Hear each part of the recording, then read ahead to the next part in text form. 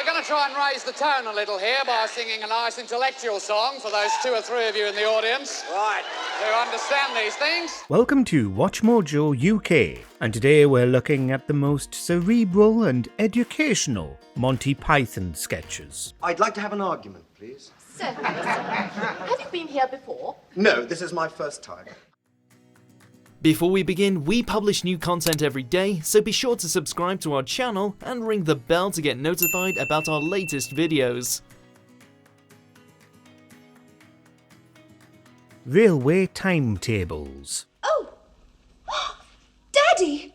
My hat, Sir Horace. Has he been?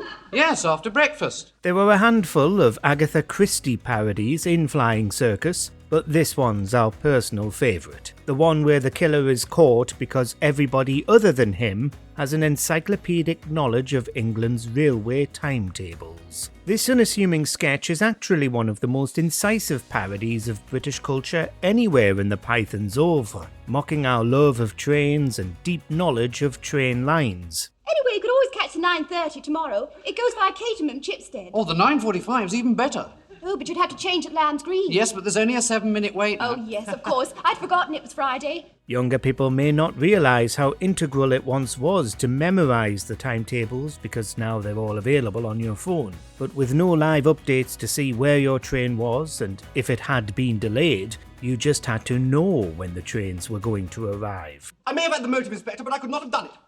For I've only just arrived from Gillingham on the 8:13, and here's my restaurant car ticket to prove it. But the 8:13 from Gillingham doesn't have a restaurant car. It's a standing buffet only. Fish licence. I am not a loony. Why should I be tarred with the epithet loony merely because I have a pet halibut? Bureaucracy is a common source of consternation for the Pythons, frequently coming up in sketches. John Cleese returns as the man with the dead parrot to try and get a licence to own his pet fish, Eric. Much of the humour comes from his name-dropping of various political and literary figures, however, claiming that anyone who's anyone keeps marine life and presumably has a licence. Alan Bullock has 2 pikes, both called Norman, and the late great Marcel Proust. And an haddock! If you're calling the author of Our La Recherche du Temps Perdu a loony, I should have to ask you to step outside. He goes on to insist that his other pets have licences too, but the sketch then develops, and suddenly it's not lampooning the absurdity of a dog licence, it's been about TV licences all along, and the bizarre lies the TV licence company tells to try and force people to pay. All right, what cat detector van? The cat detective van for the Ministry of Housing. Housing? It's spelt that way on the van. I'm very observant. The man who speaks in anagrams. Our first guest in the studio tonight is a man who talks entirely in anagrams. Tathsi Creoct. Do you enjoy this? I stom certainly odd. Revi chum so. This short but sweet sketch is one of the Python's most memorable for its tricky wordplay. You might have to listen a handful of times to even get all the references Idol is making during this interview in a parody of current affairs programmes. He gets through all of Shakespeare's biggest plays for his anagram translations, impressing Palin's interviewer. Have you done Hamlet? Thamel, Biot or Botniot, Tath is the nest queen. That is until the very end, when we get to Richard III, and Idol does his impression. Upon Palin pointing out that he's actually just used a spoonerism, which is usually swapping the first 2 letters of a phrase or saying, he storms off. It's short, but some jokes don't need to be laboured for hours. Other comedians could stand to learn from this. Rain Kitchard, yes. But surely that's not an anagram, that's a spoonerism. If you're going to split hairs, I'm going to piss off.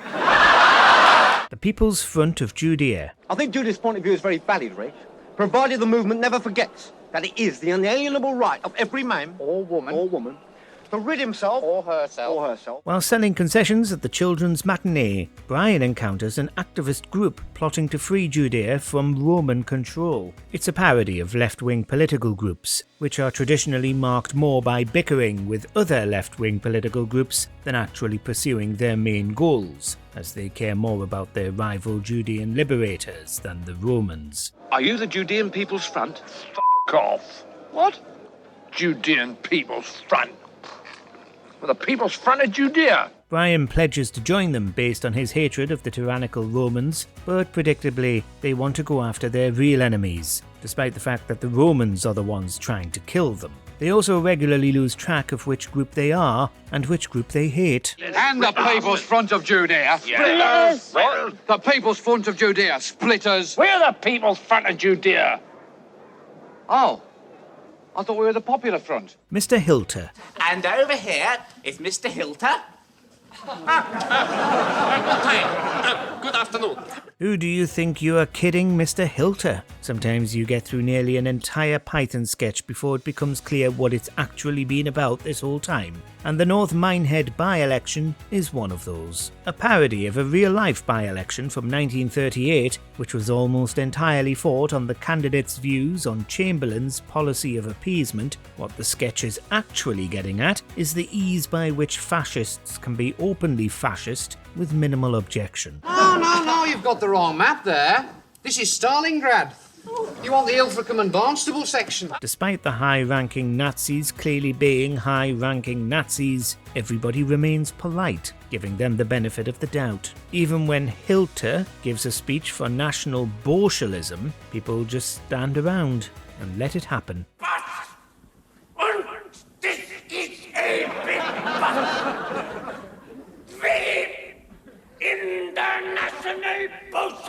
The funniest joke in the world. This man is Ernest Scribbler, writer of jokes.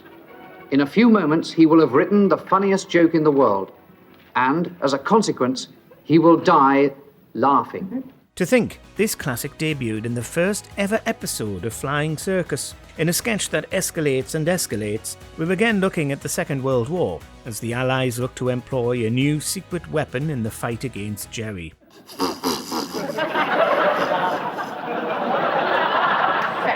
Fantastic! The joke's reign of tyranny begins early, with its author laughing himself to death, along with the police and eventually German soldiers. It's all about the way the war actually played out, with Allied soldiers initially overrun by the Germans until military technology improved sufficiently when the Americans joined. Wenn ist das Notstück? Geht und Slottermeier! Ja! Feierhund! Das Ohren! Die Flipperwald! Gesput! The Germans are unable to come up with an effective counter-joke, and later, joke warfare is made a war crime in future conflicts. Keine mehr dann in Deutschland leben wird! Wir sind des Reiches junge Mannschaft! Eure Schule! Peasant society. What I object to is you automatically treat me like an inferior. Well, I am king. Oh, king, eh? Very nice. And how'd you get that, eh? By exploiting the workers. While searching for brave knights to help him in his quest, King Arthur stumbles across a group of peasants working the land, only to get into a row with them about the very nature of society. Didn't know we had a king. I thought we were an autonomous collective. You're fooling yourself. We're living in a dictatorship. A self-perpetuating autocracy in which the working classes... Oh, there you go, bringing class into it again. He ends up having an argument using modern political terminology about communes, collectivism, imperialism, and labour rights in the middle of a medieval field. The juxtaposition is the main source of the humour. I told you, we're an anarcho-syndicalist commune. We take it in turns to act as a sort of executive officer for the week. And then, of course, there's Arthur's refusal to engage with Dennis's arguments, or his demands for a more equitable society, culminating in the iconic moment where he gets violently subjugated to make him shut up. Come and see the violence inherent in the system! Help! Help! I'm being repressed! Bloody peasant! The Spanish Inquisition. Mr. Wentworth just told me to come in here and say that there was trouble at the mill, that's all. I didn't expect a kind of Spanish Inquisition. Nobody expects the Spanish Inquisition! Another joke where knowledge of history is certainly a plus is the running gag of the Spanish Inquisition, who, in a form of meta-commentary, become more expected the longer the episode goes on. It begins as a parody of Edwardian period dramas, until a group of cardinals leap in to announce themselves. Our chief weapon is a prize! Blah, blah, blah, blah, blah. Cardinal, read the charges. You are hereby charged that you did, on diverse ways, commit heresy against the Holy Church. History buffs will realise that Palin's character, Ximenes, is based on a real Grand Inquisitor who frequently inserted himself into various historical events to try and further the goals of the Church, namely converting everybody who wasn't a Catholic, whether they wanted to be converted or not. It goes to show that all of history's biggest villains can be rendered absurd. We're innocent.